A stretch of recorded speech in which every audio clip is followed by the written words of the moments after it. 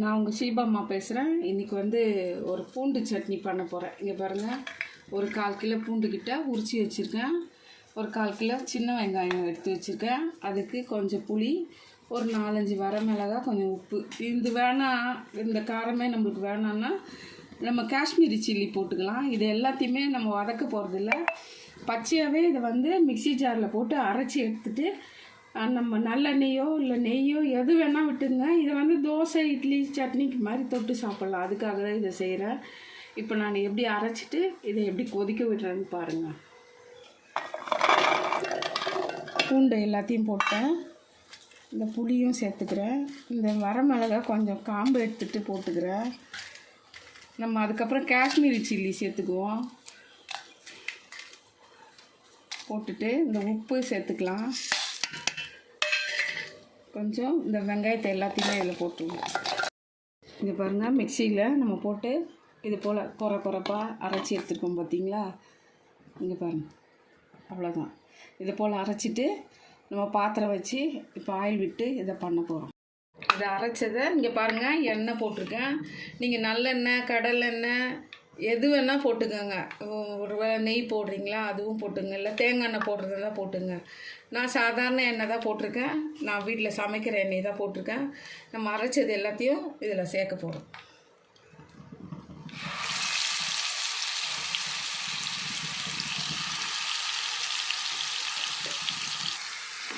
இது பாருங்கள், இது எல்லாத்தையும் இதில் போட்டிருக்கேன். இப்போ இதில் மஞ்சள் தூளும் காஷ்மீரி சில்லியும் இதில் நான் சேர்க்க போகிறேன். ஸ்லோ பண்ணி செய்யுங்க. இந்த மிக்சி ஜாரில் கொஞ்சம் ஒட்டிகிட்டு இருக்கிறதெல்லாம் தண்ணி ஊற்றி நம்ம கொஞ்சம் ஊற்றிடுவோம். இது நல்லா சுண்டணும், அதனால் தண்ணி இருக்கட்டும், பரவாயில்ல. இப்போ நான் இதில் மஞ்சள் தூள் சேர்த்துடுறேன். மஞ்சத்தூள், காஷ்மீரி சில்லி உங்களுக்கு கலருக்கு தகுந்த போல் கொஞ்சம் ஒரு 1.5 ஸ்பூன் சேர்த்துக்கிறேன். நான் ஏற்கனவே நம்ம மிளகா போட்டிருக்கோம். இது கொஞ்சம் கலராக கிடைக்கும், அவ்வளோதான். இது நல்லா சுண்டட்டும். வத்தின பிறகு இது எப்படி இருக்குதுன்னு நம்ம பார்க்கலாம். இது போல் நல்லா எல்லாத்தையும் மிக்ஸ் பண்ணி நல்லா வத்த விடுங்க. தனியாக எண்ணெய் பிரிஞ்சு வரும் பார்த்தீங்களா, அந்த சமயத்தில் தான் கொஞ்சமாக இது எவ்வளோ செஞ்சுருக்காது கொஞ்சமாக வற்றும் போது நம்ம இதை ஆஃப் பண்ணிவிடுவோம். உப்பு நான் போட்டுட்டேன். உங்களுக்கு பத்தலைன்னா சுவைச்சி பார்த்து போட்டுங்க. நீங்கள் ஒரு 50 கிராம் பூண்டை கூட போட்டு இந்த மாதிரி செய்யலாம். வெறும் பூண்டாகவும் செய்யலாம், சின்ன வெங்காயம் போட்டு செய்யலாம். எது ஒன்றா பண்ணோன்னா தோசையை ஊற்றிட்டு நடுவில் இதை கொஞ்சம் போட்டு நம்ம ஜாமு ஸ்ப்ரெட் பண்ணுற மாதிரி பண்ணி விட்டுட்டு குழந்தைங்களுக்கு தோசை கொடுத்து பாருங்களேன், ரொம்ப விரும்பி சாப்பிடுவாங்க. காரமே கம்மியாக இருக்குது, நல்லா இருக்குது அப்படின்னு சாப்பிடுவாங்க. எங்கள் பேரனுக்கு, எங்கள் பேத்திக்கெலாம் இந்த பூண்டு தோசைனா ரொம்ப பிடிக்கும். நான் செஞ்சுட்டு இதை தோசையில் வச்சு எப்படி சாப்பிட்றதுன்னு உங்களுக்கு காட்ட போகிறேன். இங்கே பாருங்கள், நம்ம போட்ட எண்ணெயில் போட்டது பார்த்திங்களா எப்படி திரண்டு வந்திருக்கு. அவ்வளோதான். இதை நம்ம ஒரு பாட்டிலில் போட்டு வச்சுக்கலாம், ஒரு டப்பாவில் போட்டு வச்சுக்கலாம்.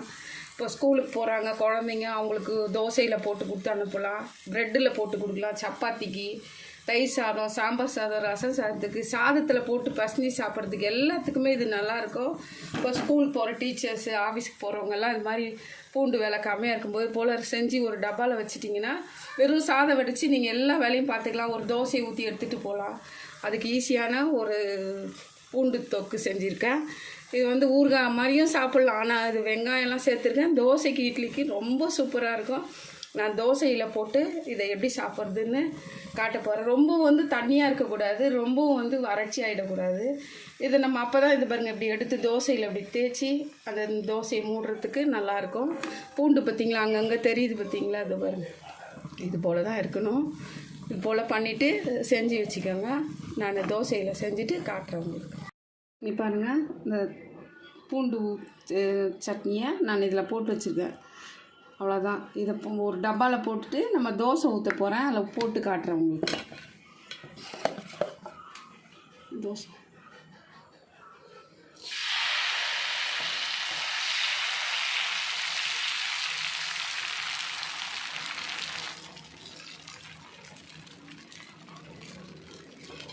நீங்கள் நெய், ஆயில் எது வேணால் விட்டுக்கோங்க. நான் இன்றைக்கி ஆயில் விடுறேன்.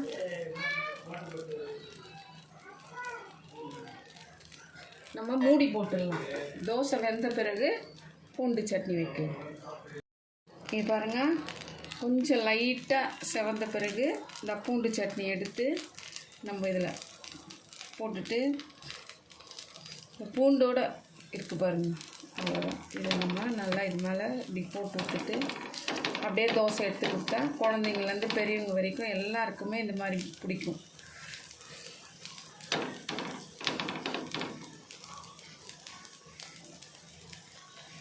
அவ்வளோதான். ஹோட்டலில் நிறைய கடைங்களில் வெளியில் எல்லா இடத்துலையும் இப்போது இந்த மாதிரி பூண்டு தோசை தான் ரெடி பண்ணி இன்னும் லிக்யூடாக வச்சுக்கிறாங்க.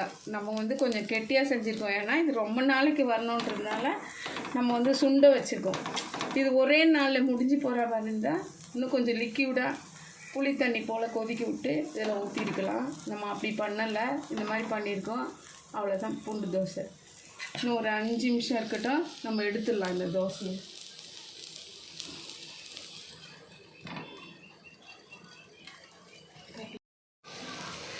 இங்கே பாருங்கள், சூப்பராக தோசை வந்து செவந்துடுச்சு. நம்ம இப்போ தோசை எடுக்கலாம் பாருங்க.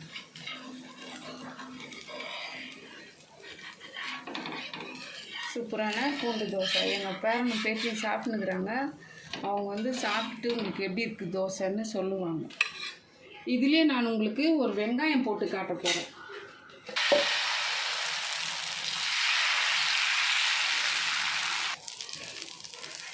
இப்போ வந்து பூண்டு சட்னியை இதில் மேலே தடவிடுங்க. இங்கே பாருங்கள், இது போல் நம்ம சட்னி போட்டு தோசை போட்டிருக்கோம். அது மேலே கொஞ்சம் வெங்காயம் லைட்டாக, தொட்டுக்க எதுவுமே தேவை கிடையாதுங்க. வெறும் தோசையை சாப்பிட்டா போதும். நீங்கள் சாம்பார் வேணாலும் தொட்டுக்கலாம், சட்னி வேணாலும் தொட்டுக்கலாம். ஆனால் இது எனக்கு ரொம்ப பிடிக்கும், நான் அப்படியே தான் சாப்பிட போகிறேன்.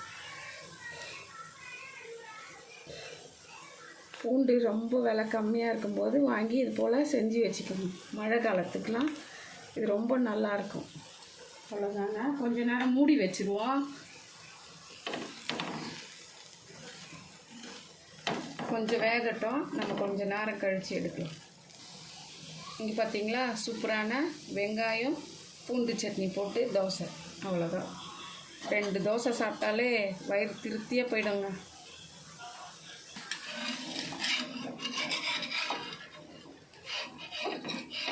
இது பார்த்தீங்களா, தோசை சூப்பராக வந்துக்குதா?